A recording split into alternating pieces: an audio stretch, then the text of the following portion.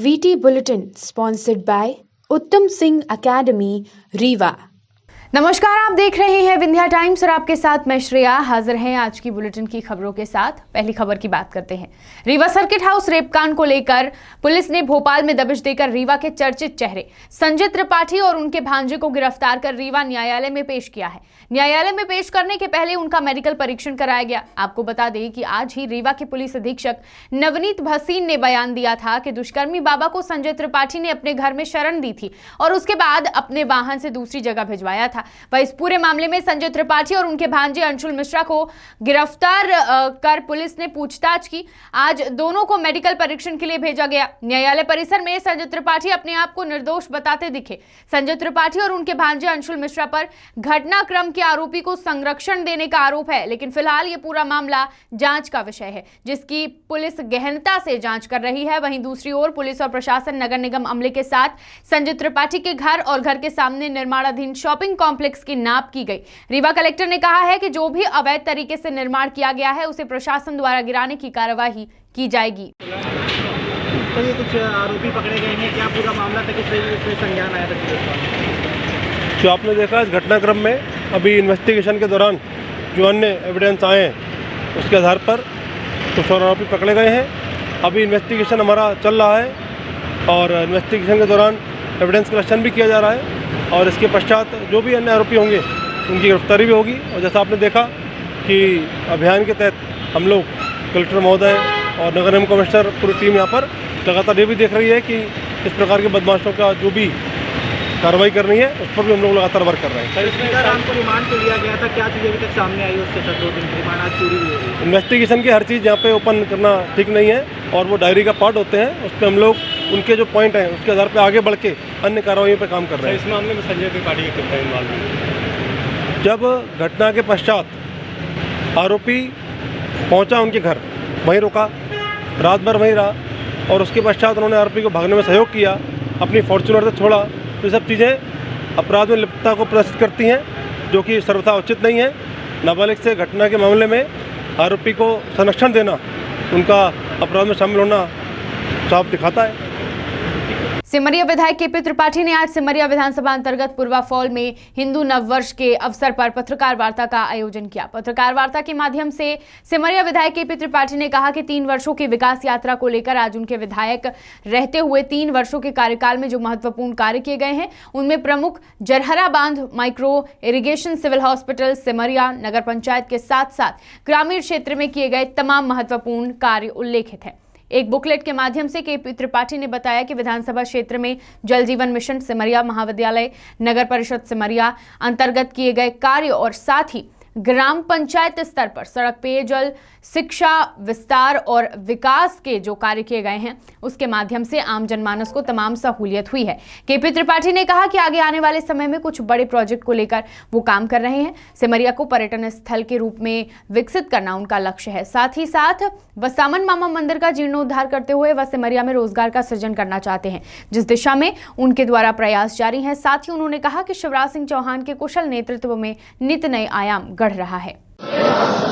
पिछले 3 सालों में विधायक बनने के बाद हमने क्या क्या काम किए हैं, सिमरिया के विकास के लिए नित नए क्या आयाम गढ़े हैं, वो मीडिया के साथियों को, अपने कार्यकर्ताओं को माध्यम से आज हिंदू नववर्ष के शुभ अवसर पर आप सभी को हार्दिक शुभकामनाएं देते हुए हम हिंदू नववर्ष के शुभ अवसर पर अपना ये जो रिपोर्ट कार्ड है जनता के बीच में और मीडिया के सामने सिमरिया के विकास का, सिमरिया के 3 साल के जो सफ़र है उसका हम ये आज रिपोर्ट कार्ड प्रस्तुत करने के लिए हमने आप सब साथियों को बुलाया है। 3 वर्षों में कई सारी उपलब्धियां हैं सिमरिया के लिए, खास करके जो हमारी सरकार की महत्वाकांक्षी परियोजना है हर घर में नल से जल, उसमें कदैला नल जल परियोजना से 39 गांव सिमरिया के लाभान्वित हुए, जो हरिहरपुर से लेकर मझियार तक जो हमारे सिमरिया का पूर्वी अंचल है उस पूर्वी अंचल के एक एक गांव को कवर करते हुए 39 गांवों को मीठा पानी देने की परियोजना पूर्णता की ओर है। लगभग 50 करोड़ की लागत से ये कुल परियोजना 125 से 150 करोड़ की लागत है, उसमें से 50 करोड़ की लागत से हमारे सिमरिया विधानसभा में ये परियोजना पूर्णता की ओर है। इसी तरह आप देखेंगे ये इसमें अंकित है कि विभिन्न गांवों में, बड़े से बड़े गांवों में जैसे बीड़ा है, बरौं है, बरा है, ऐसे बड़े बड़े गांवों को सबको हमने नल जल योजना में कवर कर लिया है।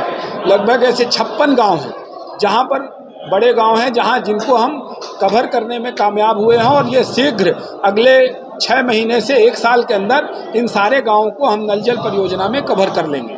उसके बाद 29 ऐसी छोटे गाँव हैं जो बसाहटें दूर हैं, वहाँ पर भी हम नल जल योजना के माध्यम से उन 29 गाँवों को भी कवर करने पर कामयाब हुए हैं। इसी तरह दूसरा जो सबसे महत्वपूर्ण इस क्षेत्र का सबसे महत्वपूर्ण काम था, जो हमने चुनावी घोषणा पत्र में भी कहा था कि सिमरिया के उत्तरी और पश्चिमी क्षेत्र को हम एक ऐसी सिंचाई परियोजना लाएंगे।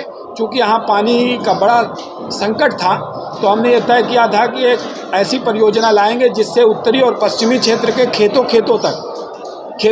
के इंच तक पानी पहुँचाया जा सके। और अभी हाल ही में कैबिनेट से हमने, आप सबने देखा होगा, कैबिनेट से बाकायदा उसकी जारी हो गई है, बजट में शामिल हो चुका है। फर्स्ट वीक हमारा 10 अप्रैल के पहले सिमरिया माइक्रो का 177 करोड़ 40 लाख का टेंडर लगने वाला है, जिससे हमारे 86 गांव चचाई से लेकर, चचाई का जो बिहार का पानी आता है चचाई में, वहाँ से हम लोग लिफ्ट करेंगे और चचाई एंगुआ से होते हुए पूर्वा, बड़ी डी, बमनी, अजमेर, ऐसे पूरे एरिया को कवर करते हुए उधर पश्चिमी बेल्ट में अपने डढ़िया, मऊहरा, भमरा, सिमरी, पिपरा, झखौरा, खमरिया, ओबरा, ये बॉर्डर के गांव हम बता रहे हैं। बड़ा गिरवार, चौरा कठार, देवगांव, ऐसे कवर करते हुए कुमरा जुड़वानी तक, जरमोहरा डैम तक, ये सारा एरिया अब सिमरिया की एक इंच भूमि इस क्षेत्र की सिंचित होने जा रही है, जिससे हमारे इस क्षेत्र के जो आर्थिक विकास है उसको पंख लगेंगे। जहां हर किसान को, छोटे किसान से लेकर बड़े किसान को एक बड़ी मात्रा में आर्थिक फायदा भी होगा, और उससे हमारी सिमरिया नगर पंचायत की जो इकोनॉमी है सिमरिया की, वो बहुत तेज़ी से बढ़ेगी और सिमरिया समृद्धता की ओर अग्रसर होगा। इसके अलावा 115 करोड़ रुपए की रीवा से लेकर गोधा तक हमने एक सड़क मंजूर कराई है, जिसका टेंडर हो गया, एग्रीमेंट हो गया, और इसी महीने अभी काम प्रारंभ होने वाला अप्रैल में। 10 मीटर चौड़ी सड़क ढेकहा से लेके जहां जाम में आप फंसते हैं वहां चौड़ी अतिक्रमण हटाते हुए, चौड़ी करते हुए, जिन घरों को मुआवजा देना पड़ेगा उनको मुआवजा देते हुए, और ये पुल जो आपने बसामन मामा में हमारी पुल हमारे द्वारा बनाई गई देखे हैं, इस पुल से कनेक्ट करेंगे तो ये गोधा तक 10 मीटर चौड़ी सड़क बनने से हमारे बनकुइयाँ और शाहपुर क्षेत्र को, जो हमारा बनकुइयाँ और शाहपुर क्षेत्र है, उसके विकास को और पंख लगेंगे। इसी तरह आप बसामन मामा में एक पुल देख सकते हैं, उससे ऊपर आए होंगे, उस पुल से आप अंदाज़ा लगा सकते हैं कि सिमरिया के विकास को क्या हाइट मिली है। और उसी तरह बकिया से लैन बदरी पुल भी इसी तरह हमने निर्मित कराने का काम किया है। इसके थोड़ा आगे आप जाओगे तो जहां पानी का जाम लगता था बसामन मामा में, वहां भी पुल बनाया, और करमई जरमई में भी जो वर्षा में बाधित हो जाता था, करमई जरमई के पुल को भी उन्नत करने का काम ये हमने लगभग कंप्लीट कर दिया है, और 10-15 दिनों में, 1 महीने के अंदर हम इसका लोकार्पण करने जा रहे हैं। इसी तरह हमारे क्षेत्र में 2 पुल और सैंक्शन हुए हैं बड़े, जो अभी अप्रैल और मई में टेंडर लगने वाले हैं। एक पटना से बरहा, जो बरौं सुकबार पटना है, नाव घाट एक पुराना घाट हुआ करता था जहां से नाव से लोग इस पार उस पार जाते थे। ये पुल बन जाने से हमारा जो ये बरौं वाला बेल्ट है, जो अभी या तो रीवा जाना हो तो शाहपुर आना पड़ता है या तो दिल्ली जाना पड़ता है, ये पुल बन जाने से ये सीधा यूनिवर्सिटी रोड, मझियार रोड से कनेक्ट हो जाएगा, और जिससे रीवा पहुंचने में, रीवा से कनेक्टिविटी में इस क्षेत्र को बहुत फ़ायदा मिलेगा। इस पार उस पार उसके साथ सड़क भी मंजूर है और मुआवजा भी ये अभी अप्रैल में इसके भी टेंडर लग जाएंगे। इसी तरह एक वनों के लिए बहुत बड़ी समस्या है, जिसका भूमि पूजन माननीय राजेंद्र शुक्ला जी ने ऊर्जा और खनिज मंत्री रहते हुए किया था। उस समय 1 करोड़ की लागत से उन्होंने इसका भूमि पूजन कराने का काम किया था। आज उसमें विकास के पंख लग चुके हैं और विभिन्न लोगों से जन भागीदारी से लगभग 5 करोड़ के विकास कार्य हम लोगों ने वहाँ बनाए हैं। 700 मीटर सड़क बनाई है जो पूरी तरह से प्राइवेट लोगों द्वारा बनाई गई है, जन भागीदारी के द्वारा बनाई गई है। इसी तरह वहाँ पर जो शेड बनाए गए हैं, एक शेड भी जन भागीदारी के द्वारा बनाया गया है। इस तरह से कई सारे ऐसे कार्य, पेड़ पौधे, वृक्षारोपण भी जन भागीदारी के द्वारा लगभग 4 से 5 करोड़ के काम जन भागीदारी के द्वारा और 2.5 करोड़ की एफडी लोगों के द्वारा कराई गई है, जिससे कि वहाँ पर रह रहे 32 कर्मचारियों को सैलरी देने का काम भी हम लोग कर रहे हैं। तो इस तरह से एक मॉडल डेवलप किया है, सस्टेनेबल मॉडल, जो सरवाइव कर सके इन परिस्थितियों में। और वो गौशाला में 5000 जानवर हैं और रीवा शहर के भी जानवर वहीं लाकर रखे जा रहे हैं इस समय। तो मध्य प्रदेश की सबसे बड़ी गौवंश वन्य विहार, सुव्यवस्थित गौवंश वन्य विहार बनाने का काम भी हमने इसी क्षेत्र में किया है। बढ़ते हैं बुलेटिन की अगली खबर की ओर। रीवा में अपराधियों पर शिवराज मामा का बुलडोजर चल रहा है। दुष्कर्मी बाबा और अन्य आरोपियों के घर में बुलडोजर चलने के बाद अब शातिर बदमाश विजय पटेल के 2 मकानों पर प्रशासन ने जेसीबी चलाई। विजय पटेल पॉक्सो एक्ट सहित दर्जन भर मामलों में फरार चल रहा था और लंबे समय से पुलिस की आरोपी को तलाश थी। मुख्यमंत्री शिवराज सिंह चौहान के निर्देश के बाद रीवा में लगातार प्रशासन अपराधियों पर कार्रवाई कर रहा है और इसी क्रम में अकोला बस्ती में बने आरोपी विजय पटेल के मकान को जमींदोज किया गया। बता दें कि मकान में अवैध धंधों का संचालन होने की भी जानकारी मिली, जिसके तहत कार्रवाई की गई। एक आरोपी हैं विजय पटेल, पिता इंद्रलाल पटेल।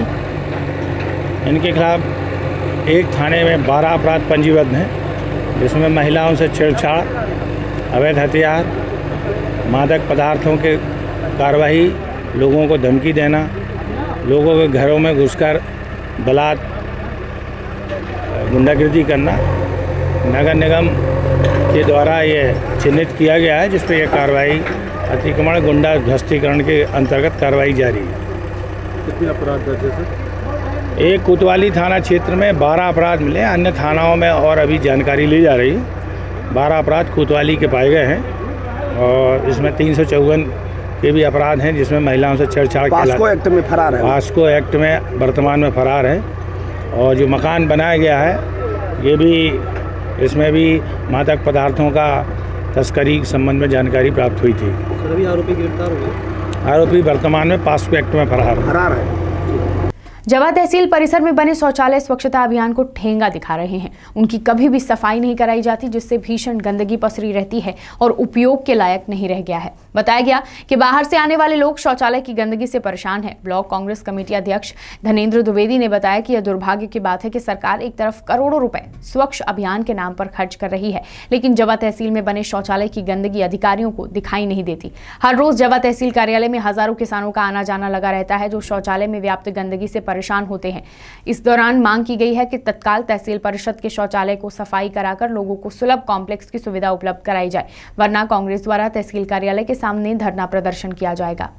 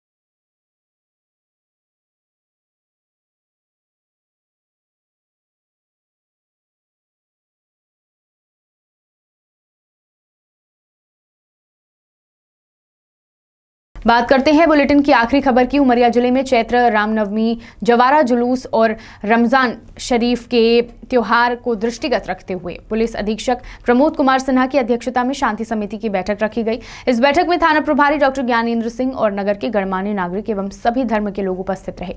बैठक में रामनवमी को लेकर माजवाला धाम, शक्तिपीठ उचेहरा में, खेर माता मंदिर और शीतला मंदिर में किस प्रकार से सुव्यवस्थित ढंग से रामनवमी पर्व मनाया जाए, इस पर विस्तृत चर्चा की गई।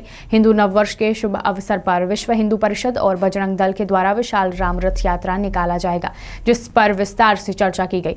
माजवाला धाम में अभी और सभी जगह पर कलश स्थापना व कलशों का व्यवस्था के साथ विसर्जन सुव्यवस्थित ढंग से शासन प्रशासन की मौजूदगी में उमरिया जिले के कप्तान प्रमोद कुमार सिन्हा की उपस्थिति में गाइडलाइन तैयार की गई है। बाहर से आने वाले दार्शनिक एवं आमजन को समस्या न हो, जिसकी पूरी समिति के लोग चिंतन करेंगे। जगह जगह पुलिस प्रशासन तैनात रहेगा। उमरिया से संदीप तिवारी की रिपोर्ट। ये थाना नौरोजाबाद में जो आगामी त्यौहार हैं, चैत्र नवरात्रि और हनुमान जयंती, रमजान का माह भी चल रहा है, तो इन सभी त्योहारों को दृष्टिगत रखते हुए और त्योहारों को अच्छे वातावरण में हर्षोल्लास से परंतु शांतिपूर्वक मनाया जाए, इसके लिए हम लोगों ने आज शांति समिति की बैठक रखी थी। तो इसमें पूरी चर्चा की कि क्या क्या कार्यक्रम होंगे, क्या व्यवस्थाएं लगेंगी, तो इन सभी चीज़ों पर चर्चा हुई है और इसी मतलब त्यौहार के दृष्टिकोण से ही ये शांति समिति की बैठक रखी गई थी, जिसमें आज मैं शामिल हुआ। विंध्य की तमाम खबरें लेकर कल फिर हाजिर होंगे। बने रहिए विंध्या टाइम्स के साथ। बहुत बहुत धन्यवाद।